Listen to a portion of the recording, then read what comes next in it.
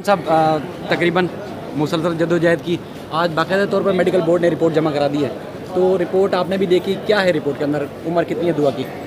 देखिए जी, रिपोर्ट के अंदर जो मोहतरम डॉक्टर साहिबान हैं उन्होंने मुख्तलिफ़ जो टेस्ट किए हैं और मुख्तलिफ़ टेस्ट की नज़र में जो मुख्तलिफ़ एजेस हैं वो उन्होंने लिखी और फिर उनकी नज़र में उन्होंने अपना एक जॉइंट कंक्लूजन दिया है और उनके कंक्लूजन के मुताबिक बच्ची 15 से 16 साल के दरमियान हो सकती है, उससे ज़्यादा नहीं।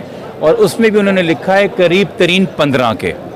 पहले ये बच्ची जिससे बार बार कहलवाया जा रहा था कि मैं 18 की हूँ, और पहले जो एक इम्प्रॉपर मेडिकल रिपोर्ट आई थी जो इसको 17 की प्लेस कर रही थी, जो इसके 18 के क्लेम को सपोर्ट कर रही थी, अब उस बयान की भी नफ़ी हो गई है, उस पहली मेडिकल रिपोर्ट की भी नफ़ी हो गई है। वालदैन का जो पहले दिन से मौक़िफ़ है कि बच्ची 14 साल की है, मेडिकल रिपोर्ट ने आज उस मौक़िफ़ की तायद कर दी है। ये हम सब जानते हैं कि मेडिकल रिपोर्ट आपको 1 से 2 साल की रेंज देती है, तो 14 साल की बच्ची 15 साल की रिपोर्ट में बताई जा रही है, ये बहुत माकूल बात है।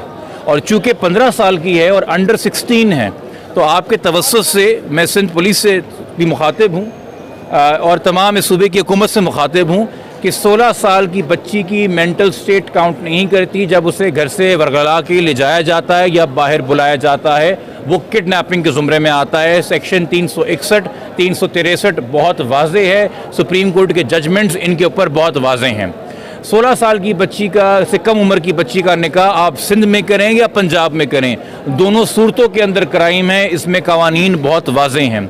और 16 साल से कम उम्र बच्ची के साथ किसी भी किस्म का जिनसी रिश्ता आप कायम करेंगे वो सिवियर सेक्शुअल ऑफेंसेस के अंदर आता है, जिसकी कोई माफ़ी नहीं है। ये पुलिस भी इस बात से आगाह है। जिस मेडिकल रिपोर्ट का बहाना करके या जिस स्टेटमेंट का बहाना करके बग़ैर ये गौर किए हुए कि बच्ची ने किन हालात में स्टेटमेंट दिया है, पुलिस अपनी जिम्मेदारी से जान छुड़ाती रही है। आज मेरे ख्याल में सिंध की तारीख के सबसे बड़ा जो मेडिकल बोर्ड बना है 10 डॉक्टरों का, उन्होंने हतमी राय दे दी है कि बच्ची 15 के करीब तरीन है। तो इसके बाद मैं तवक्को करूँगा कि कल इसी वक्त 24 घंटे गुजरने से पहले सिंध पुलिस की गिरफ्त के अंदर ज़हीर अहमद होगा, जिसको वो बार बार मिलते रहे हैं, बार बार बुलाते रहे हैं, तस्वीरें खिंचवाते रहे हैं, आईओ साहब मुस्कुरा के तस्वीरें खिंचवाते रहे हैं। उसने बेल लेने की तौफीक नहीं की, वो एक किडनैपिंग के केस में वांटेड है मगर उसको अरेस्ट नहीं किया गया। ये सवालिया निशान बन गया है। आज इस केस के बारे में पुलिस के आला हुकाम ने 2 हफ्ते पहले आपसे कहा था ये केस ख़त्म हो चुका है, इस केस में कुछ नहीं है। आज मेडिकल रिपोर्ट आपको बता रही कि इस केस की कभी ढंग से तफ्तीश ही नहीं की गई थी, तो ख़त्म आपने कैसे कर दिया। ये चार्जशीट है सिंध पुलिस के ख़िलाफ़, ये चार्जशीट है सिंध हुकूमत के ख़िलाफ़, ये चार्जशीट है पुराने आपके साहब का एजी जनरल के ख़िलाफ़, जिन्होंने अदालत में बोला था ये किडनैपिंग का केस नहीं बनता। बच्ची की स्टेटमेंट को देखिए। तो इस मेडिकल रिपोर्ट की रोशनी में और नादरा डॉक्यूमेंट्स की रोशनी में, जिनको हम पहले दिन से कह रहे थे कि ऑथेंटिक डॉक्यूमेंट्स हैं, उनकी रोशनी में ये क्लियर ब्लैक एंड वाइट में किडनैपिंग का केस है, ये चाइल्ड मैरिज का केस है।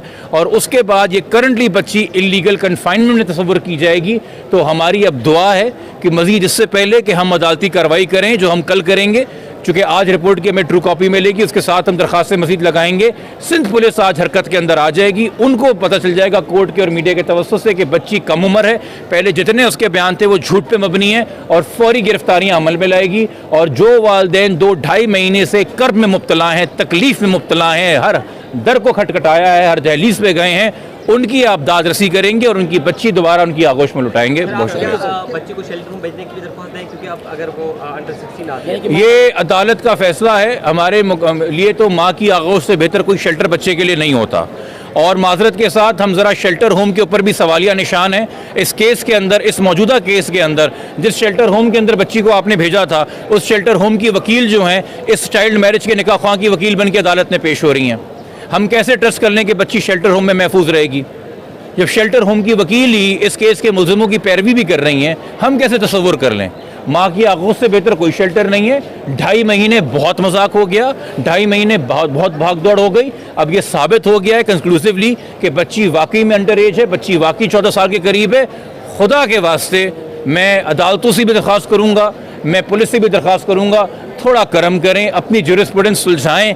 ये कम उम्र बच्चियों के निकाह के ऊपर जो है माओ की गोदे मत उजाड़ें। जो बच्ची निकाह के टाइम पे एक अबडक्टी है, एक किडनैप विक्टिम हो, तो मुखविया के निकाह अगवाकारों से कब होने लगे और कब जायज़ करार देने लगे? ये वैलिडिटी ऑफ निकाह भी एक सवालिया निशान है। उस निकाह पे 18 साल उम्र लिखी गई है, उस निकाह के ऊपर झूठ लिखा गया हुआ है उस कॉन्ट्रैक्ट के ऊपर। वो किन हालात में हुआ, कैसे हुआ, और अब तक बच्ची के जितने बयान हैं कि वो कैसे गई है, वो सब सवालिया निशान है। इस बच्ची को इतना आपने ट्रेन करके जहन बना के जहन कशी की उस बंदे ने जिसने अगवा किया है कि 3 बार अदालत में 3 मुख्तलिफ अदालतों में बयान दिलवाया कि मैं 18 की हूँ। आज डॉक्टर्स बता रहे हैं कि 15 के करीब तरीन है, यानी कि नादरा के डॉक्यूमेंट सच बोल रहे हैं कि वो 14 की है। तो इस सब के सामने रखते हुए मेरे ख्याल में अब हम उम्मीद कर सकते हैं कि अब कान खोल के, आंखें खोल के, होश से तमाम इदारे अपना काम लेंगे और बच्ची की हिफाजत को बायकीनी बनाएंगे। Thank you sir. शुक्रिया।